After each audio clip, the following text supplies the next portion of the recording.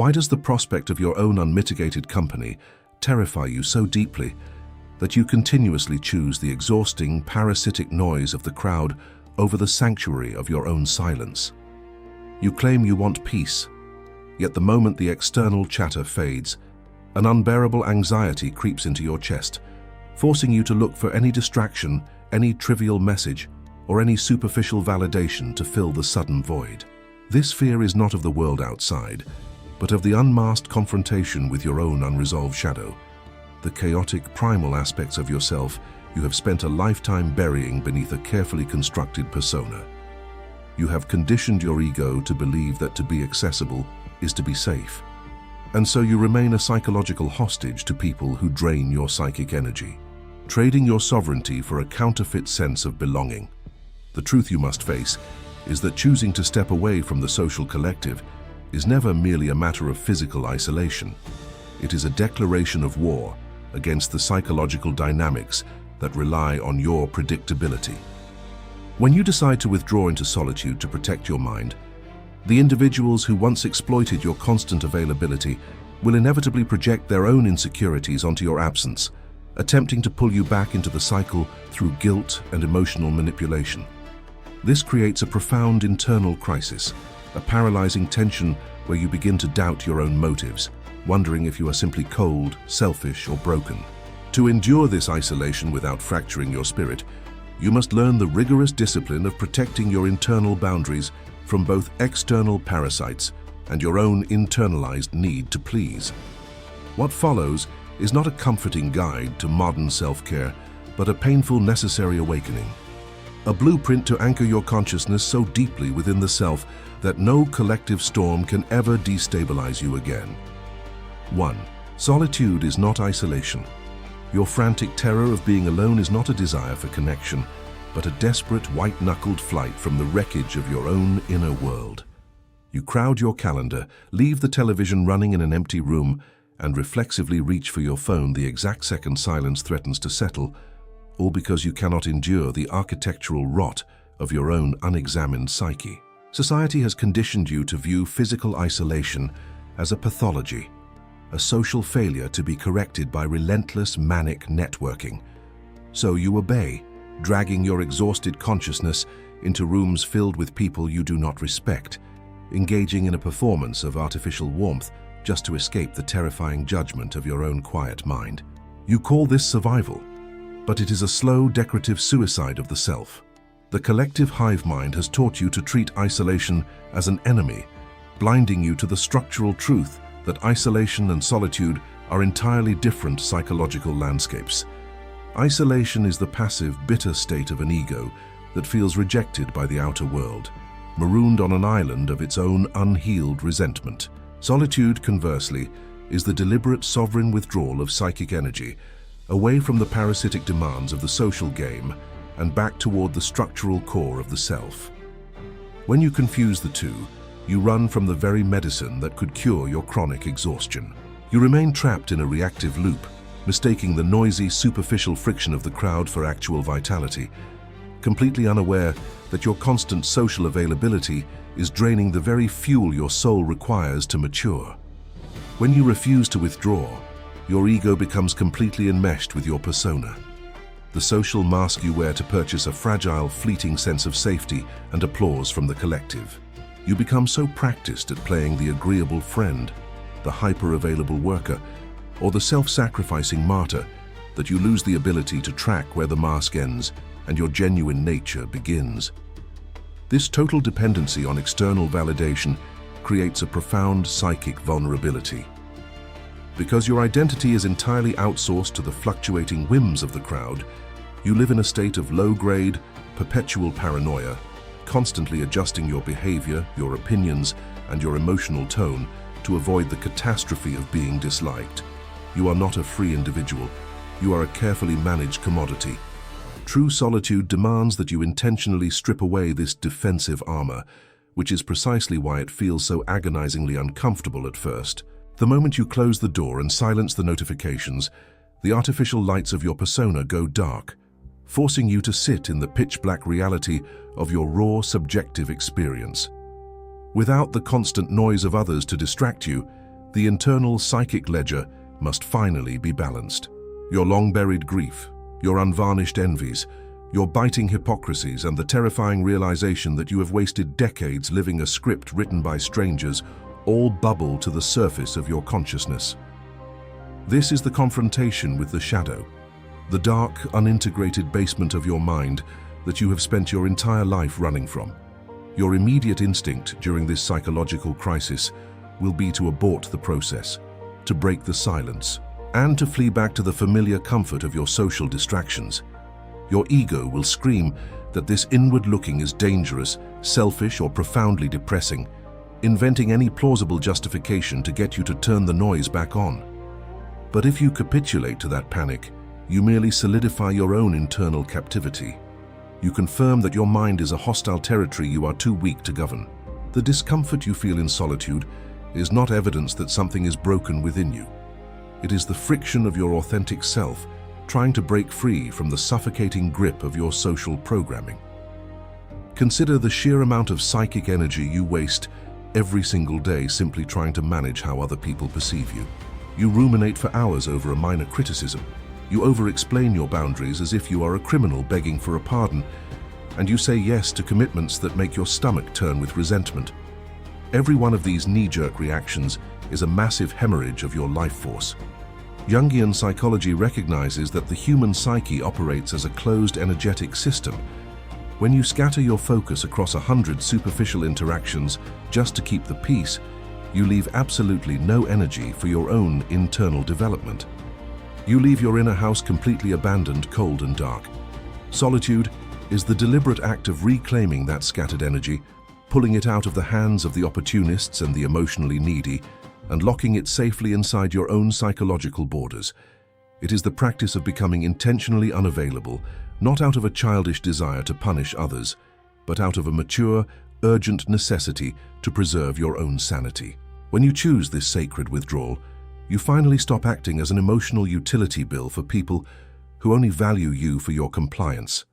You break the invisible threads that allow the world to manipulate you like a puppet simply by pulling on your fear of exclusion. This inward turn is the absolute prerequisite for what I have termed individuation, the profound, lifelong journey of becoming the specific, undivided human being you were inherently designed to be, completely independent of the collective mass. You cannot achieve wholeness while you are constantly adapting your shape to fit the crooked molds of other people's expectations. Individuation cannot occur in a crowded room, nor can it be achieved through compliance. It requires a deliberate, rigorous descent into the quiet depths of your own soul, a place where the loud, toxic opinions of the world can no longer penetrate or corrupt your internal compass. The terrifying paradox of this process is that your willingness to endure the heavy silence of solitude is the exact measure of your true psychological strength. The weak must always cluster together in the noise of the crowd, hiding their profound inner vacuum behind group identity and collective consensus. But the individual who can sit quietly in an empty room without the narcotic of distraction, looking their own darkness dead in the eye, possesses a rare and dangerous sovereignty. They no longer need to beg for permission to exist, because they have unearthed their own internal authority. Here is the shattering shift in perception you must now integrate. Your agonizing dread of being alone is not a sign that you are isolated from others, but a smoking gun proving that you are completely alienated from yourself. You do not need more friends, more status, or more endless text messages to fix that hollow ache in your chest. You need to stop abandoning your own soul the moment the room goes quiet. When you finally learn to hold your ground in the silence, to stop apologizing for your absence and to build a fortress around your attention, you realize that the solitude you feared was never a barren desert. It was the only place on earth where you were ever truly free. 2. Face the shadow instead of escaping it.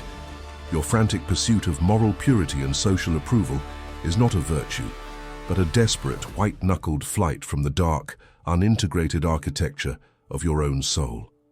You curate an immaculate public face, speak with calculated kindness, and aggressively condemn the flaws of those around you, entirely because you cannot stomach the rot festering just beneath your own consciousness. Every time you experience a sudden, disproportionate surge of moral outrage at another person's transgressions, you are not witnessing righteous justice. You are looking directly into a psychological mirror. You are projecting your own disowned, volatile impulses onto an convenient external canvas, because it is infinitely easier to crucify a stranger than to acknowledge that the very same capacity for cruelty, malice, and perversion resides within your own breast. By burying these primitive energies beneath a thick layer of social compliance, you have not eliminated them.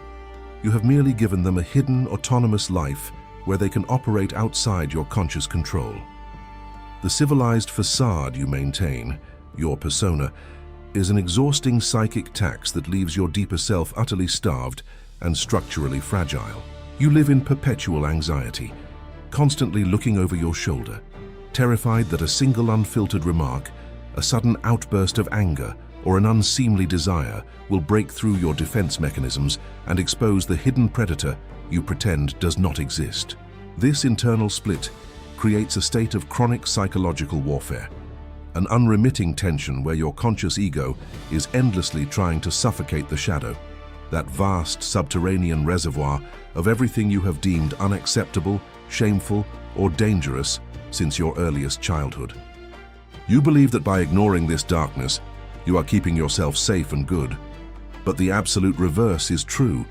The more you suppress the shadow, the more dense, vengeful, and destructive it becomes. You are sitting on a psychological powder keg, and until you find the courage to turn your gaze inward and confront this internal executioner, you will remain a helpless puppet to the very impulses you claim to despise. To look into the shadow is to deliberately trigger an existential crisis that will dismantle the comfortable, flattering narrative you have constructed about your life. It requires you to sit in a quiet room, stripped of all digital distractions, and honestly catalogue the ugly, venomous thoughts that flash through your mind when you think no one is watching. You must look at your sudden flashes of bitter envy toward your closest friends, your secret pleasure in the failures of your peers, and your profound capacity for calculated manipulation when your security is threatened. These are not accidental mental glitches. They are functional, living fragments of your total psyche that are screaming for recognition.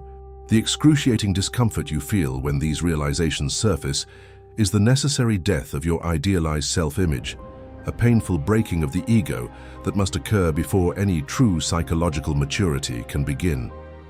When you refuse this dark descent, the shadow does not remain passive. It forces its way into your daily life through the mechanism of psychological projection. Think of the person in your social circle or workplace who irritates you beyond all rational measure, whose very voice makes your blood boil, and whose behavior you dissect with obsessive, critical precision.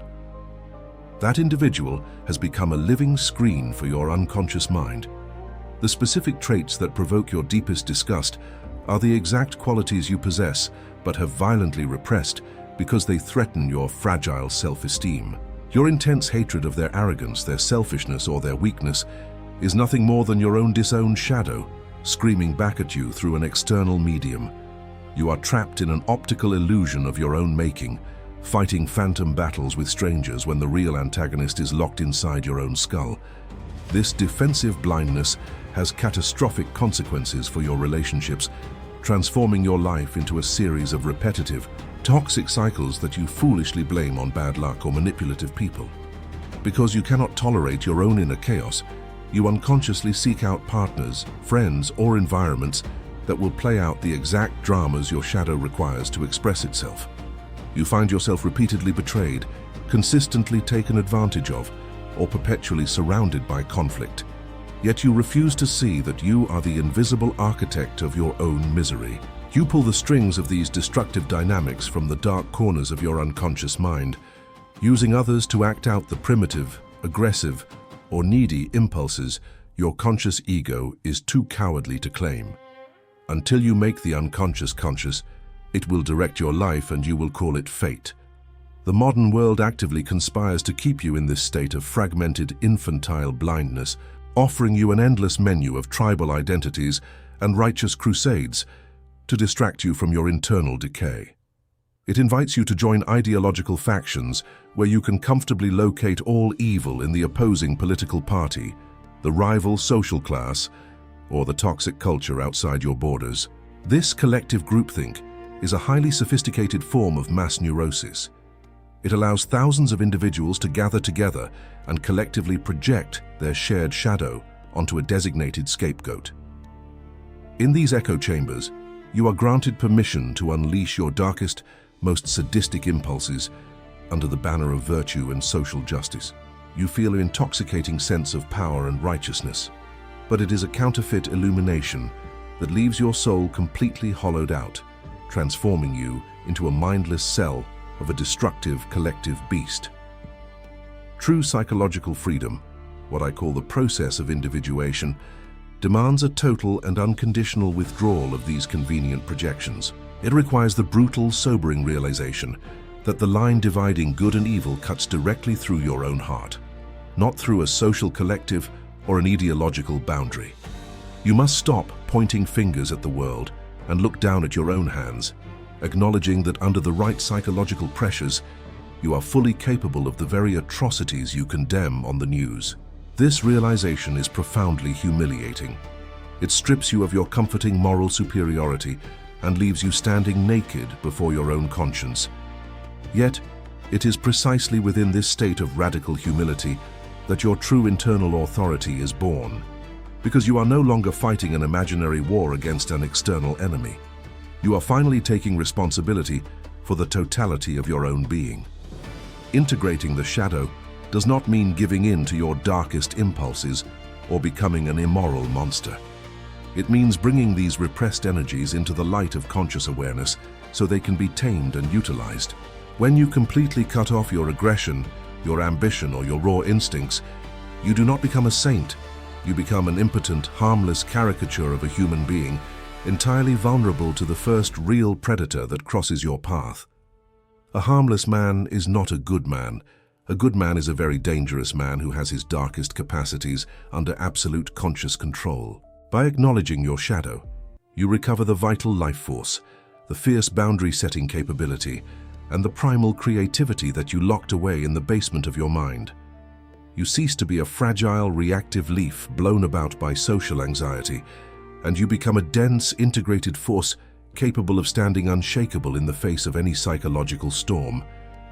This integration process is a lifelong, agonizing spiritual exercise that cannot be bypassed with superficial self-help mantras or intellectual understanding. Every single day, your ego will attempt to slip back into the comfortable lie of its own perfection, tempting you to blame others for your irritation, your anxiety, or your failures. You must cultivate an unyielding alertness, catching yourself the exact moment you begin to over-explain a boundary, justify an outburst of spite, or indulge in moralistic gossip. You must learn to welcome the heavy silence that follows a psychological fracture, using that discomfort not as an excuse to run back to the distractions of the crowd, but as a direct gateway into the unconscious parts of yourself that are begging for integration. It is a path of voluntary suffering, a deliberate burning away of the false persona, but it is the only road that leads to an authentic life. Look closely at the patterns of your life and answer this honestly. How much longer will you allow your disowned darkness to dictate your choices from the shadows while you pretend to be a victim of circumstance? Every time you choose the safety of your social mask over the painful truth of your internal reality, you are voluntarily drinking a slow, psychological poison. The world does not need more performative saints who are secretly rotting inside. It needs whole, integrated individuals who have had the courage to descend into their own hell and emerge with their humanity intact. Stop running from the phantom monsters outside and turn around to face the mirror. The very darkness you are so desperately trying to escape is not an enemy to be destroyed, but the buried raw material out of which your true strength, your genuine creativity, and your ultimate freedom must be forged. 3. Protect your inner energy from external noise. Your chronic, debilitating exhaustion is not a medical mystery, nor is it the natural byproduct of a demanding schedule. It is the bleeding wound of a psyche that refuses to govern its own borders. You walk into a crowded room, check your notifications or engage in casual office gossip, and you believe you are simply participating in the necessary friction of modern social life. What you are actually doing is scattering your finite, irreplaceable psychic energy across 100 superficial altars, begging strangers to validate a mask you do not even like. Carl Jung observed that the human mind functions as a closed thermodynamic system of energy. Every time you give an unearned reaction, over-explain a boundary, or internalize a critique from someone you do not respect, you are voluntarily bankrupting your own inner estate. You have transformed your mind into a public highway, and then you wonder why the sanctuary of your soul feels like a barren, dusty wasteland. The ultimate delusion of your conscious ego is the belief that your empathy requires your constant, unmitigated availability. You have been conditioned since infancy to mistake psychological porousness for kindness, training your mind to act as an emotional sponge for the toxic, unresolved debris of your social circle. When a toxic friend uses you as a garbage bin for their repetitive, unexamined complaints, or an opportunistic colleague triggers your guilt to extract your labor, your immediate instinct is to comply to maintain the illusion of harmony. This is not love. It is a sophisticated defense mechanism born out of an infantile terror of abandonment and confrontation. You betray your own truth and bleed your vital life force dry just to ensure that the external noise of the collective does not turn its critical, judging gaze toward your fragile self-image. To halt this catastrophic drain, you must first confront the terrifying reality of what I call your persona, the social compromise designed to secure collective survival at the expense of individual wholeness. Your persona demands that you remain predictable, responsive, and infinitely accessible, operating as a functional emergency button for the emotional panics of others. The moment you choose to become selectively unavailable, the moment you refuse to reply instantly, exit a dramatic conversation, or hold a firm no without providing a defensive resume of justifications, you create an immediate crisis in your environment. The people who previously feasted on your lack of boundaries will not applaud your growth. They will become insulted, aggressive, and accusatory. They will call you cold, selfish, or detached because your sudden psychological sovereignty forces them to confront the hollow, unintegrated void within their own minds. The external noise you so desperately consume daily through screens, algorithms, and idle chatter is a highly effective narcotic used to suppress the emerging voice of your unconscious. You cultivate a pathological dread of silence because when the external din finally stops, the internal psychic ledger demands an immediate, terrifying accounting. In the heavy quiet of an unlit room, your disowned anxieties, your biting hypocrisies, and the ghosts of the authentic life you have sacrificed for social compliance begin to howl for your attention. To escape this agonizing confrontation with your own shadow, you reflexively reach for more noise, injecting the trivial opinions of the collective directly into your consciousness to keep yourself comfortably numb. You are actively choosing a life of chronic, shallow distraction because you are too cowardly to sit with the creative, transforming fire of your own internal chaos. Your psychological porousness allows the phenomenon of mass projection to completely colonize your subjective experience.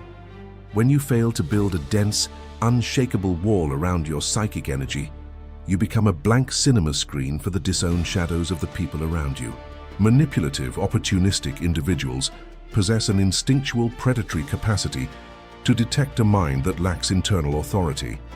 They will project their guilt, their unhealed rage, and their deep-seated insecurities onto you, and you will foolishly accept those foreign energies as your own identity. You spend days ruminating over insults that do not belong to you, carrying emotional weights that are entirely parasitic, and fighting battles that have nothing to do with your destiny.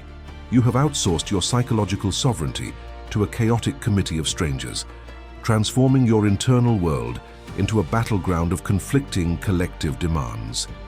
The process of individuation, of liberating your authentic self from the suffocating grip of mass conformity, demands that you learn the brutal, necessary discipline of psychological withdrawal. This is not an act of cowardly escape or bitter isolation, but a conscious, strategic reclamation of your sovereign power.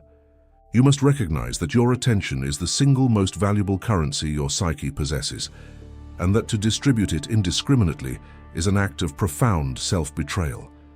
You must learn to observe the external world without immediately reacting to it, transforming your mind from a chaotic, automatic reactor into a deliberate, unshakable center of awareness. The true measure of your psychological maturity is your capacity to witness a provocation, a collective panic, or an emotional trap, and simply choose to remain completely unmoved. When you establish an airtight boundary around your inner energy, your secure silence acts as a devastating mirror for the external world. The individuals who rely on your reactivity to regulate their own unstable egos will find themselves completely disarmed by your refusal to play the social game. Manipulation, guilt-tripping, and emotional theater require your active compliance and your visible vulnerability to function. When you meet their provocations with a dense, integrated silence that offers no explanations, their games collapse into irrelevance. Your indisponibility forces a radical realignment of your social landscape, instantly filtering out the energetic vampires who only value you for your utility and preserving the space required to attract genuine, conscious connections based on mutual respect. This internal fortification requires you to run your life through a strict psychological filter. You must become unyieldingly selective with your words, your environments, and your relationships. Every interaction must be evaluated not by how polite or comfortable it feels, but by whether it genuinely nourishes or violently drains your psychic integrity. You must cultivate the courage to challenge the inherited conditioning that tells you that you owe an explanation to anyone who demands your attention. When you decline an invitation, end a toxic relationship, or refuse to participate in an ideological debate, your silence must remain absolute. You do not need to construct elaborate intellectual rationalizations to justify your peace. Your right to exist in alignment with your true nature is absolute and non-negotiable. The initial stages of this energetic withdrawal will inevitably provoke a severe internal backlash from your own conditioned ego. You will be flooded with a paralyzing sense of guilt, an irrational fear that you are becoming cold, arrogant, or monstrously egoistic. This discomfort is a natural symptom of psychological decompression. It is the death rattle of your old compliant identity resisting its own dismantling. You must have the spiritual stamina to sit with that guilt without breaking, recognizing it as the exact price of admission for your ultimate psychological freedom. If you yield to the anxiety and turn the social noise back on just to soothe your temporary discomfort, you merely sentence yourself to a lifetime of comfortable inner slavery. True internal authority is born only when you stop outsourcing your self-esteem to the external environment and anchor your consciousness deeply within the self. An integrated individual does not enter a room begging to be understood, validated, or liked. They enter a room as a dense, centered presence that commands respect simply by existing in absolute alignment with its own truth. They have traversed the dry desert of inner solitude, faced their own disowned darkness, and reclaimed the vital instinctual forces they once locked away to survive the collective social game. They are no longer a fragile leaf blown about by the shifting winds of public opinion, but a massive, unshakable oak rooted in the profound depths of their own subjective reality. Consider the devastating alternative. If you continue to leave your internal gates wide open, allowing every algorithm, every dramatic acquaintance, and every collective outrage cycle to colonize your mind, you are voluntarily evaporating your own destiny.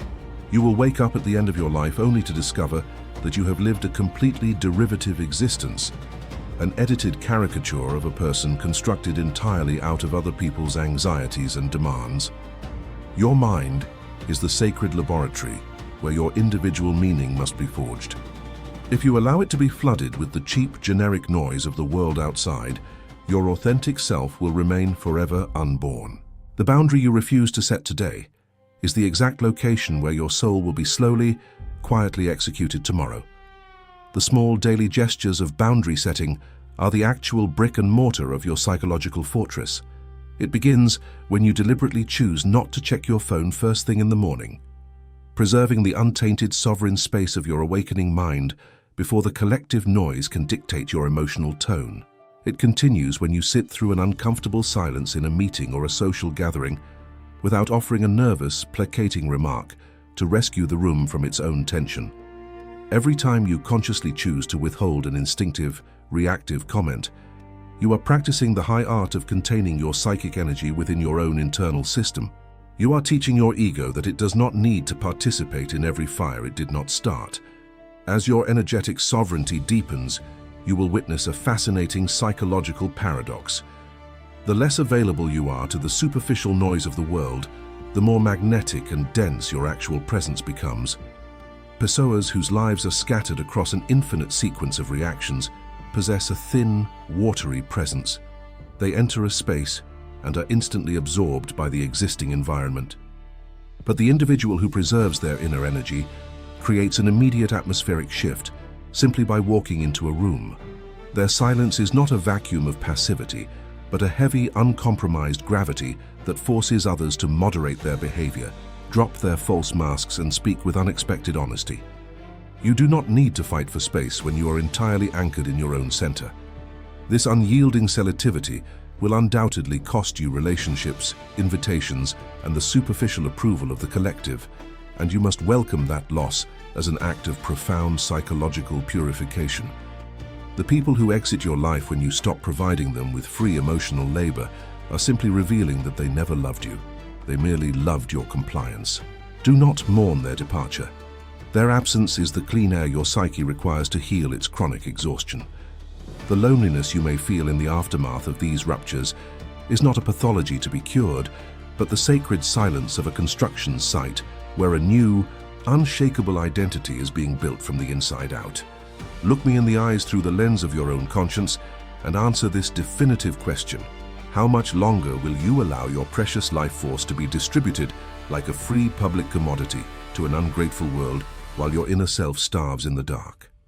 The world does not need more hyper-available, exhausted ghosts who have sacrificed their internal authority on the altar of social convenience.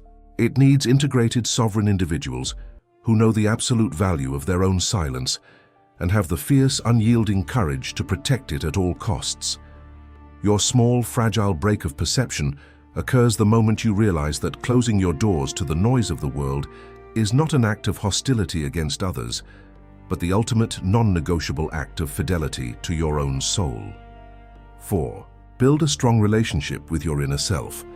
Your continuous, exhausting failure to achieve psychological peace is the definitive proof that you are living in a state of unmitigated internal treason. You aggressively pursue external milestones, obsess over the structural stability of your career, and meticulously manage your social reputation, yet you treat the vast, terrifying interior of your own mind like a landfill for your unwanted thoughts and disowned desires. You stumble through your daily routine on a psychological treadmill, desperately hoping that the next person you please or the next distraction you consume will finally silence that deep, hollow ache in your chest. What you refuse to admit to yourself is that this agonizing emptiness is not a product of external circumstance. It is the silent, weeping wound of a self that has been systematically abandoned by its own ego. You are a psychological refugee, hiding out in the noisy, superficial theater of the world because you lack the raw, structural courage to sit in a quiet room and introduce yourself to the stranger locked inside your own skull.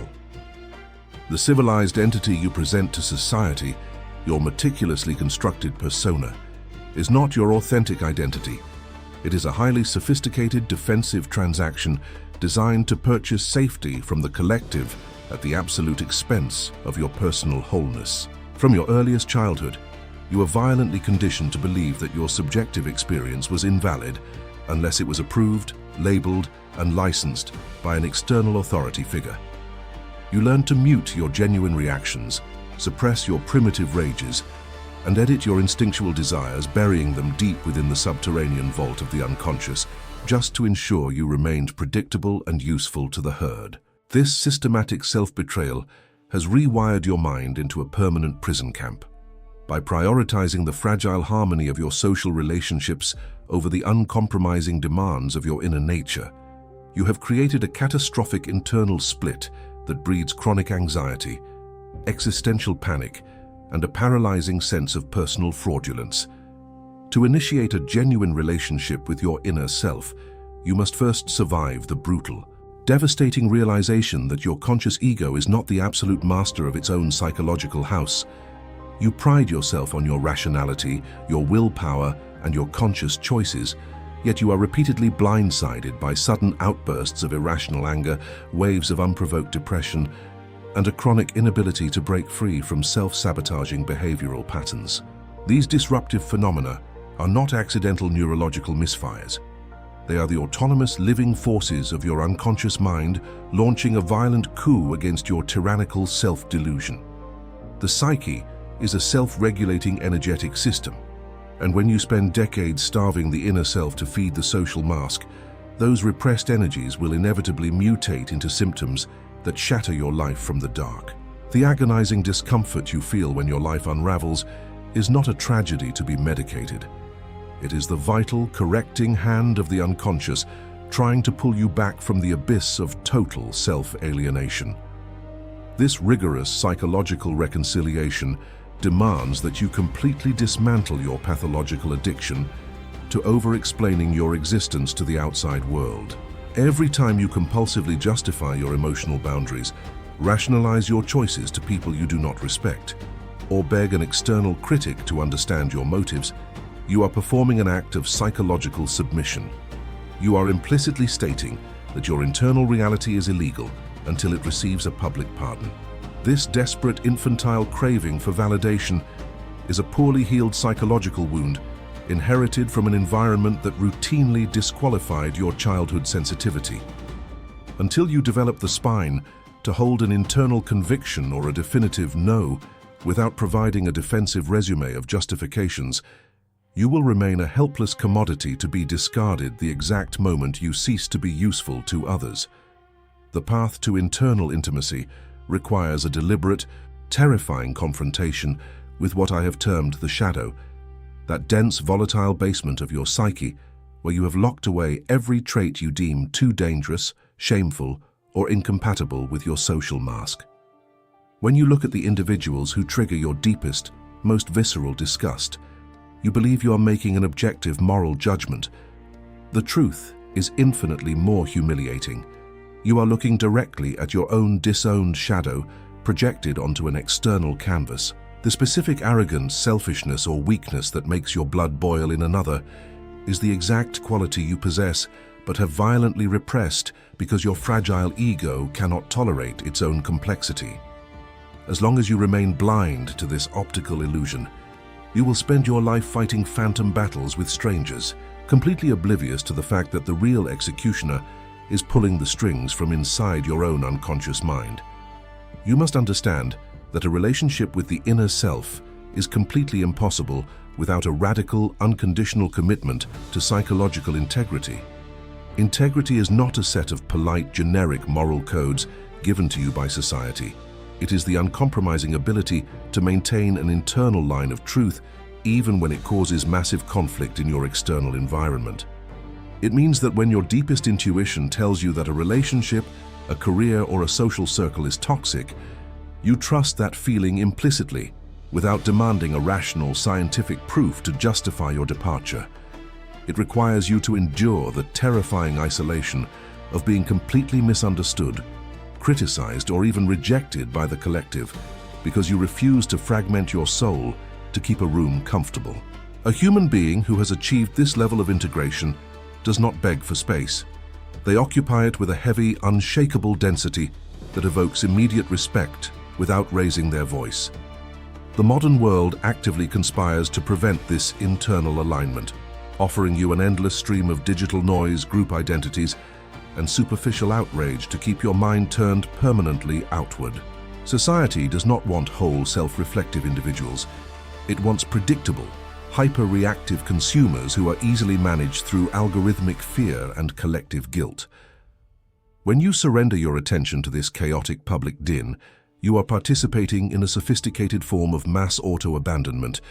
You fill your head with the generic, shallow takes of the crowd because you are too cowardly to sit in the heavy silence required to hear the profound, symbolic language of your own soul.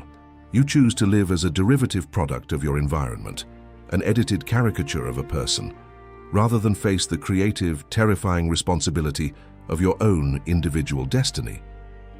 Your systematic refusal to sit in solitude is the definitive proof of your internal bankruptcy. You leave the music playing, keep the television running, and compulsively check your phone because the moment the room goes quiet, the internal psychic ledger demands an immediate, terrifying accounting. In that raw, unvarnished stillness, your long-buried regrets, your unintegrated grief, and the bitter realizations of your self-betrayals rise to the surface of your consciousness like ghosts demanding justice. This discomfort is not a pathology to be escaped or medicated. It is the necessary purifying fire of the unconscious, attempting to burn away the dead wood of your false identity. If you flee from this silence back to the comfortable distractions of the crowd, you are voluntarily sealing your own psychological death warrant. Building a relationship with your inner self is a lifelong process of psychological integration, an architectural rebuilding of your mind that I have called individuation. It requires you to bridge the artificial chasm between your conscious ego and the vast ocean of your unconscious mind. Learning to read your dreams, your somatic symptoms, and your intense emotional triggers as highly precise diagnostic reports from the self. You must stop treating your psychological pain as an inconvenient glitch and start treating it as a sacred, symbolic communication that possesses its own intelligence and purpose. When you find the stamina to sit with your anxiety or your emptiness without running away, those dark states undergo a radical alchemy, revealing themselves as the precise doorways through which your lost life force must be recovered. The initial stages of this energetic withdrawal will inevitably provoke a severe existential panic within your system. Your ego will be flooded with a crushing sense of guilt, an irrational fear that by choosing your own psychological peace over the demands of others, you are becoming an arrogant, unfeeling monster. This agonizing tension is the exact price of admission for your ultimate freedom. You have spent your entire life operating under the false infantile assumption that you must be understood and approved of by everyone to have the right to exist. When you finally find the courage to hold a firm boundary, drop the explanations, and allow others to think whatever they want about your absence, the old, compliant self dies, and a sovereign, unshakable individual is born.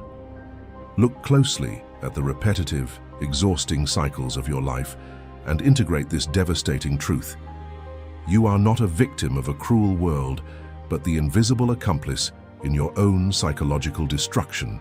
Every single time you choose the safety of your social mask over the painful voice of your inner authority, you are voluntarily drinking a slow, debilitating poison. The chaotic, predatory environment around you only possesses power over you because you have left your internal gates completely wide open, leaving your mind exposed to every parasite that crosses your path. Your inner self does not require more theories, more advice, or more validation from strangers. It demands that you finally close your doors to the collective noise and take absolute responsibility for the governance of your own soul. The ultimate paradox of this profound inner alignment is that your capacity to love and connect with others is completely dependent on your willingness to endure your own solitude. As long as you are running from your own inner void, you cannot genuinely relate to another human being. You can only use them as a narcotic to distract you from your self-alienation, or as a convenient tool to mirror your fragile persona.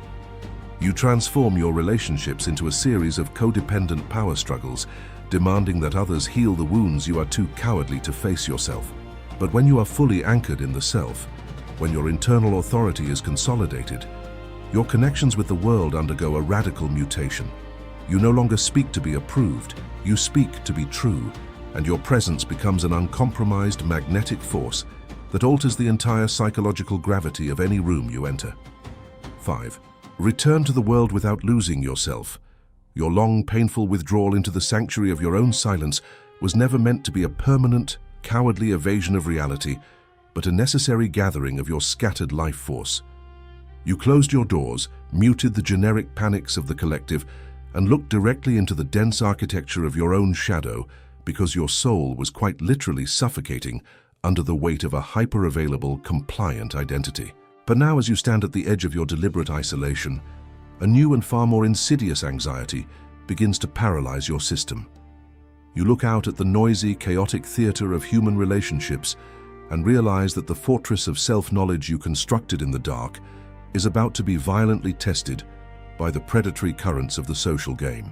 The terrifying question is no longer whether you can endure your own company, but whether the sovereign, integrated self you unearthed in silence can survive its inevitable collision with a world that only values your conformity.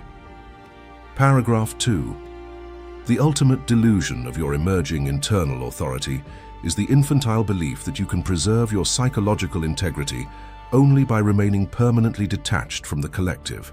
This is nothing more than a sophisticated defense mechanism, a subtle manifestation of the ego trying to bypass the exhausting, agonizing labor of real life by hiding behind a hollow caricature of spiritual purity. True psychological wholeness, the arduous, lifelong journey of individuation, demands that you voluntarily carry your hard-earned truth back into the marketplace, allowing your values to be tested, bruised, and sharpened by the dirty reality of human friction. If your autonomy only functions when you are completely insulated from provocation, you do not possess internal authority. You possess a fragile, synthetic innocence that will shatter the exact second a real crisis forces you to engage. You must return to the world, not as a submissive slave to its expectations, but as a conscious, uncompromised presence capable of holding its own psychological center in the middle of the storm. The moment you re-enter your old social landscapes, your workspace or your family dynamics, your conditioned ego will experience an almost overwhelming instinctual pull to slip back into your false persona. You will walk into a room and instantly feel the heavy, invisible pressure to smile at jokes you find utterly mindless, to validate complaints that drain your energy, and to over-explain your boundaries as if you are a criminal begging the herd for permission to exist. This automatic reactivity is not a minor behavioral glitch. It is a deep psychic tracking system, a primitive tribal programming that uses your fear of exclusion to force you back into a state of predictable compliance. You must cultivate an unyielding surgical alertness in these exact moments, catching the precise second your throat tightens with a forced yes, or your tongue begins to construct a defensive rationalization to soothe another person's discomfort. To navigate this transition without performing a systematic act of self-betrayal, you must understand the radical difference between communication and justification. An integrated individual expresses their boundaries, states their terms, and reveals their truth as an absolute, non-negotiable gift of clarity, never as a pleading argument for social acceptance. When you choose to step away from a toxic dynamic, decline a social transaction, or refuse to participate in an ideological panic, you must strip your speech of all defensive resume building. The moment you begin to build an elaborate intellectual case to explain why you are protecting your peace, you have implicitly handed your internal authority back to the very person or institution trying to manipulate you. Your absence, your silence, and your definitive choice do not require a public pardon to be legal. They are justified entirely by the sovereign authority of the self.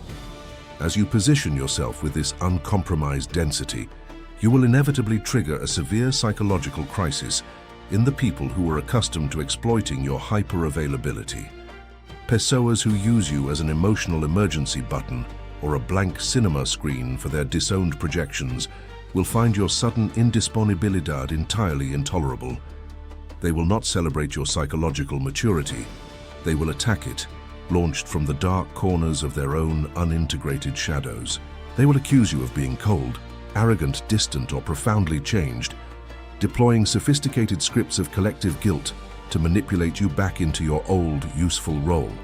You must look directly through this emotional theater and recognize that their rage is not a moral judgment on your character, but a desperate, panicked reaction to the fact that you have ceased to serve as a convenient escape from their own inner emptiness.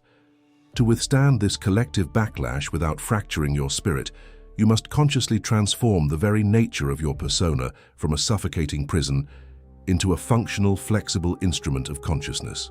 You cannot live in the world without a mask. The total exposure of your raw internal subjectivity to the collective would result in a catastrophic psychic inflation or a paralyzing vulnerability. The secret of the integrated individual is that they wear their persona loosely, like a stage costume, entirely aware that the mask is merely a functional compromise for social transaction. not the reality of their being. When you know exactly who you are behind the mask, you can play the social game with absolute mastery, engaging in polite small talk or professional conventions without ever allowing those shallow dynamics to penetrate or corrupt the sacred center where your truth resides. This loose alignment with the persona instantly alters your relationship with the collective, breaking the optical illusion of mass consensus that keeps the modern world sleepwalking through slogans and screens. When you no longer rely on the crowd to tell you who you are, you develop a rare, penetrating capacity for discernment, what many would call critical thinking or wisdom.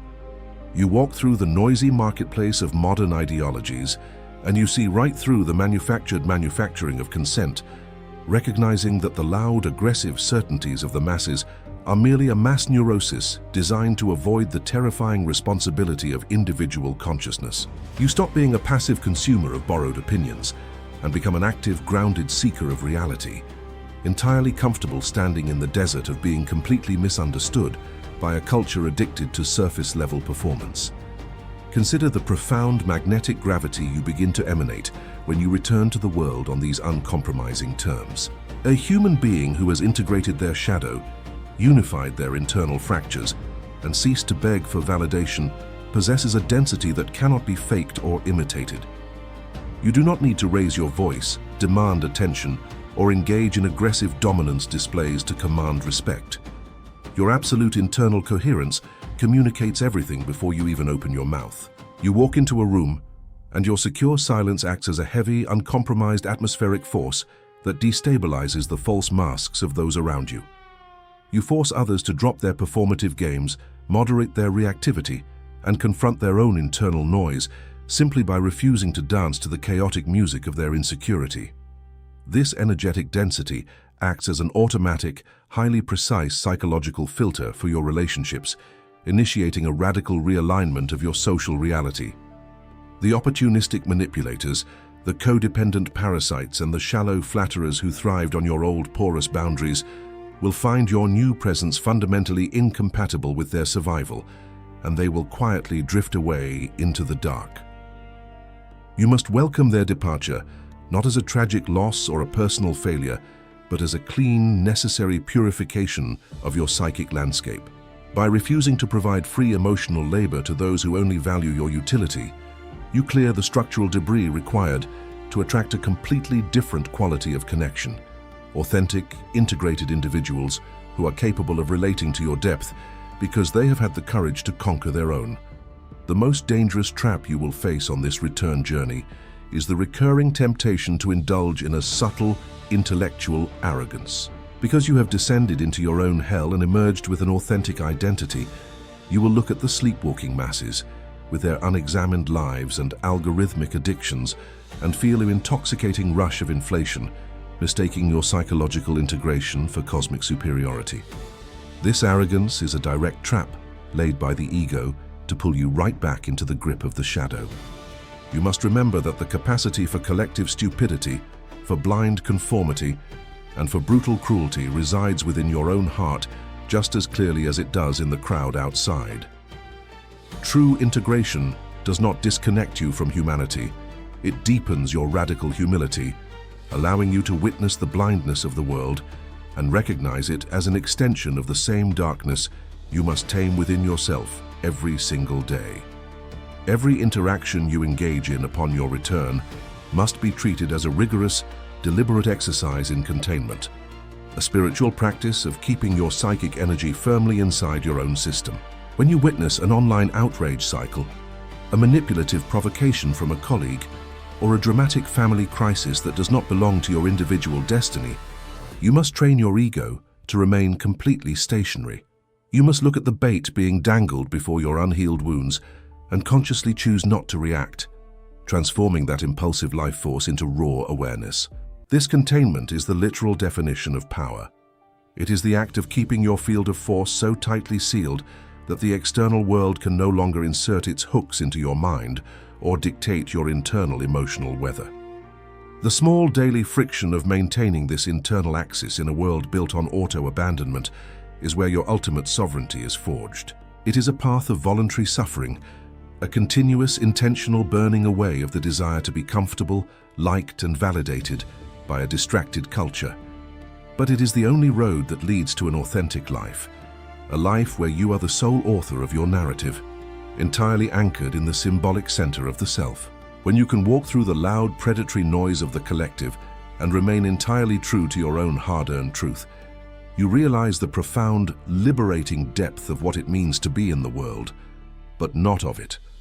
Look at the patterns of your daily transactions and answer this with absolute conscious honesty.